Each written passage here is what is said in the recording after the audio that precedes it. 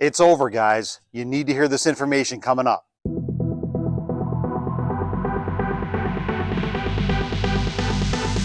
What's going on, my YouTube friends? This is Jerry Abbott, the only realtor in Las Vegas, keeping it 100% real.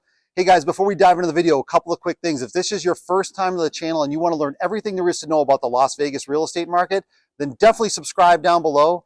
Number two, make sure to give me a thumbs up like, guys. That would really help the channel out.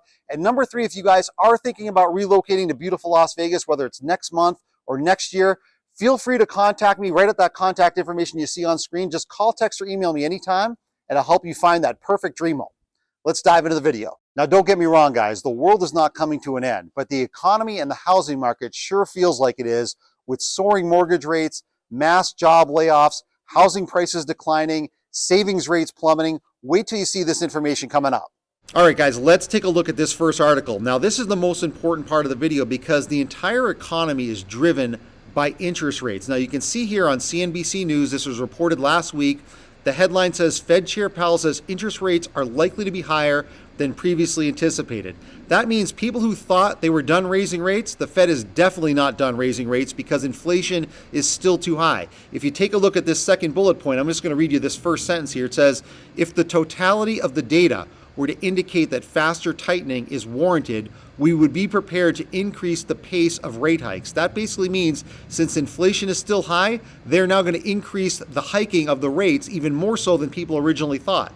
And if we scroll down a little bit deeper here into the article, I highlighted this paragraph. I'm just going to read this to you real quick in case you can't read it. It says, restoring price stability will likely require that we maintain a restrictive stance of monetary policy for some time.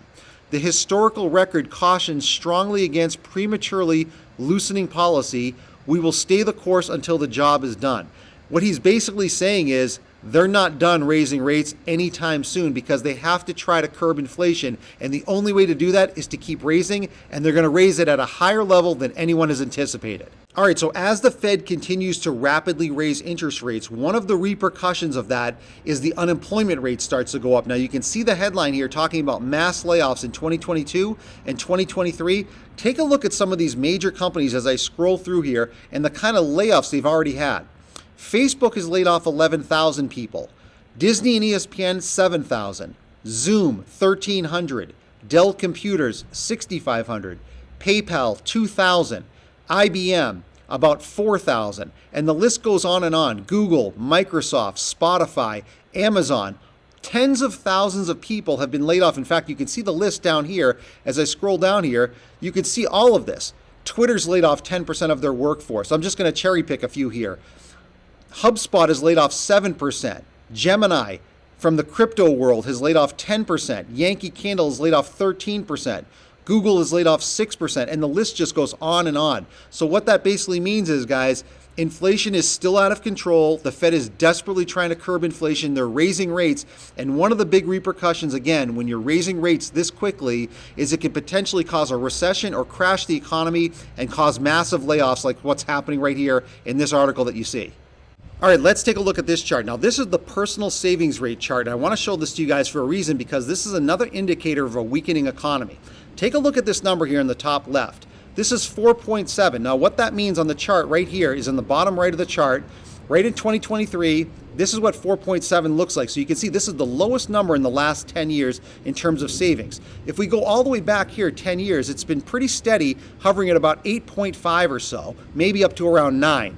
Then we saved a lot of money. You can see it spike all the way because people were not spending any money during the pandemic spike. And then as we came out of the pandemic, people started spending and spending and spending. And now we're at the lowest savings rate in the last 10 years. And that does not bode well for people that are looking to buy expensive things like cars and homes because they have far less savings and they have more debt. That is another indicator of the economy weakening overall. All right, guys, let's take a look at this article. Now, this headline says it all. Americans are $1 trillion in credit card debt. If you can't read that subheadline, I'm going to read it for you. It says the national average of U.S. credit card balances increased more than $60 billion over the last 3 months as inflation continues to rage on. Now, I want to scroll down here a little bit because I highlighted this part, which is really pretty staggering. Right here in the pink, I'm going to read that for you. It says there's an average individual credit card balance of $5,800 by cardholders, which is a notable 11% increase from the previous year. So it just basically goes to show you exactly what I was saying earlier in the video. As the rates go up and as inflation still stays high, people's incomes have not gone up, so people are going into more and more debt. So when people are in more debt and they have a low savings rate, that makes it even harder for people to buy homes or cars or anything that's expensive. That again is another indicator that the economy is not doing well. All right, guys, so let's roll all of this bad economic data back to the housing market. So let's just talk about the housing market in general for just a second. I want you guys to watch 2 minutes on this video from Yahoo Finance that just came out at the beginning of March. I want to unpack a few things here, but I want you guys to watch this first and then we'll come back to it.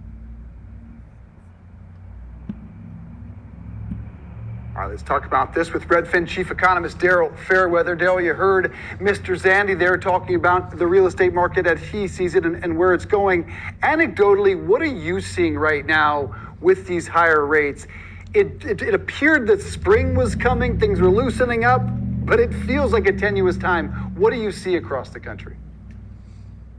The housing market is much slower than it was this time last year. There are way fewer home sales, and there are fewer new listings coming on the market because many homeowners locked in a 3% rate just last year, and they don't see a reason to sell because there'll be buyers again. And buyers, of course, are facing high mortgage rates that makes it much less affordable to buy a home compared to last year. So what does that mean for inventory levels? It doesn't seem like many more homes are going to be coming on the market anytime soon.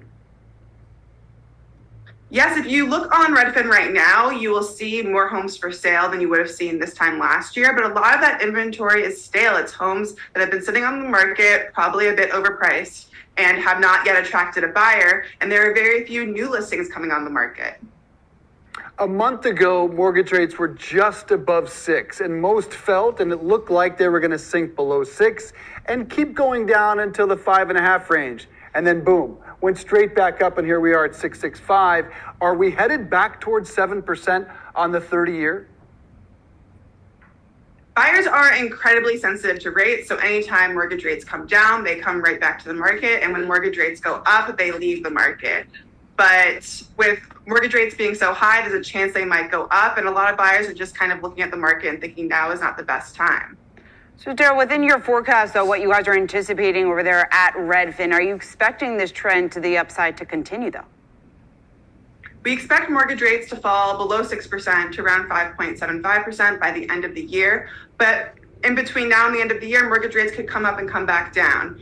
Now, the Fed is going to stay committed to fighting inflation, and that should eventually drive mortgage rates down, but it really is anyone's guess as to how long that will take. All right, so there's a few things to unpack there after watching that video clip. Number one, at the very beginning, it talks about they're predicting another 10% decline in home prices. Number two, you can tell that this person who works for Redfin, which is a real estate company, she's pretty much talking about how buyers are sitting on the sidelines, interest rates are going up, and people are very price sensitive to that. But what she said at the end of the video is really indicative of the fact that people, even for these companies, and again, it's self-serving, even though she's trying to play it in the middle of the road there, they're predicting that the Fed is going to get rates down to about 5.75% at the end of the year, and I completely disagree with that. I do not think the curbing of inflation is going to happen anytime soon through the course of this year. The Fed is going to have a long, hard battle with this. I do not see rates going down. I think rates are going to go 7, 8, maybe 9% as we go through this year. All right, so speaking of mortgage rates, guys, take a look at this headline from this article that just came out a few days ago. All the major news outlets have reported this.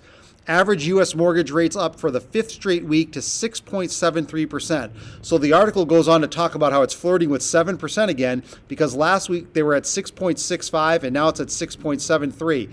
But let me tell you something, guys. I'm going to show you real quickly in the next clip. If you just Google mortgage rates, this is not the actual rate. It's a lot higher. So let's take a look at that right now. All right, so here we are on Google. Now I went up to the browser bar right up here and I just typed in mortgage rates. But when you scroll down here, you can see a mortgage calculator comes up. Now I'm filming this on March 8th. Take a look at this right here, guys. I'm only filming this a week ago. This is when the article came out. 30-year fixed rate, take a look at that number. Almost 7.6%. That's the true aggregate rate for what people are paying right now. That is a huge difference from a year ago. We were talking about 3% interest rates last year, maybe 4%. This has gone up tremendously, and there is no sign that the Fed is going to stop raising rates. I think these are definitely going into the 8s, possibly the 9s as we go through the rest of this year, because the Fed definitely has to try to curb inflation, and they're just going to keep going up. All right, so let's drill down into my neck of the woods here in Las Vegas. You can see the headline here saying Las Vegas home prices slipped 5.6% annually in February. So you can see it's already starting to happen here in Las Vegas. Home prices are starting to drop. Now, in the main part of this article, they talk about the president of the Las Vegas Realtors Association saying that this is now a balanced market. That's really not true, guys, because if you take a look here, I highlighted this sentence that I'm going to read to you right here. It says, by the end of February, the Las Vegas Realtors Association reported 4,665 single-family homes listed for sale without any sort of offer. That's up 168% from this time last year. And what that basically means, guys, is people are not buying like they were last year. Homes are sitting a lot longer. There is more inventory. It's tripled since this time last year. And if we scroll down here a little bit deeper into the article, this last bullet point talks about how 61% of all homes sold and 69% of all condos sold within 60 days. But that's down from a year earlier when all homes, about 88% sold and 93% of condos all sold within 60 days last year. So again, it's another indicator here in Las Vegas that homes are sitting longer. People are not making those kinds of offers because of the affordability issue is the main driver here. And until prices come down and interest rates come down, I think this is going to continue, especially here in Las Vegas. All right, so just to piggyback off the last segment talking about how homes are sitting longer in the market, I just want to show you an example here on the popular website Zillow. Now, this is one of many examples that I could show you. Take a look at this beautiful home. It's a single-story modern home. It's barely been lived in. Let's just take a look at the pictures here. I mean, this is a really nice house. Check that out, just to show you a few of the pictures here. Okay? Now, take a look here on the top right. Price point, $840,000. The Zestimate, which is the way Zillow estimates home prices, is $807,000. So this home right now that's listed is still about $33,000 above where the Zestimate is for what Zillow estimates the actual value of the home. But more importantly, take a look at this. Right here, 181 days on Zillow. This home has been on the market for over 6 months and no one has bought it. This originally topped out in the peak of last year at about just over $1 million. But now it's gone down about 20% according to the Zillow's estimate right here at about 800,000, and there's still no takers. So it just goes to show you now this is one of many examples where homes in Las Vegas are sitting on the market because buyers are not willing to pay the prices because they are too high still, and they are still waiting for prices to come down, and buyers should sit on the sidelines because I do think prices are going to come down to a more normalized level, but it's going to take most of this year.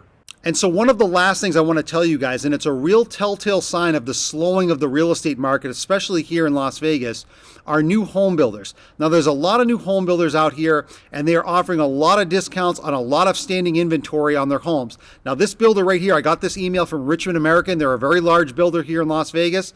There is a list here that is unbelievable. Take a look at how long this list is. I'm just going to scroll through it, a couple of pages worth. These are all quick move-in homes that are all ready to go, and they're all discounted. So I'm just going to scroll up here just to show you some of the price points here.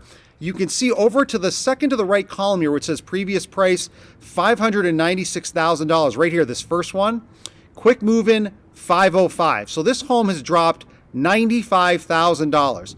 The one underneath that, $561,000, now down to $469,000. Again, almost $100,000 price drop. And if we went through this list here, these reductions are between $50,000 to $100,000, and these are not even really high price points, guys, which means the builders are hurting. That's because buyers are not able to qualify because of, again, the interest rate scenario. And when builders are doing these kinds of reductions, that is a telltale sign that the real estate market, especially on the new home construction here in Vegas, is weakening. And I think it's going to continue to weaken as we go through 2023. All right, guys, after seeing all of that information, I think it's pretty clear that the economy and the housing market is not looking good through 2023.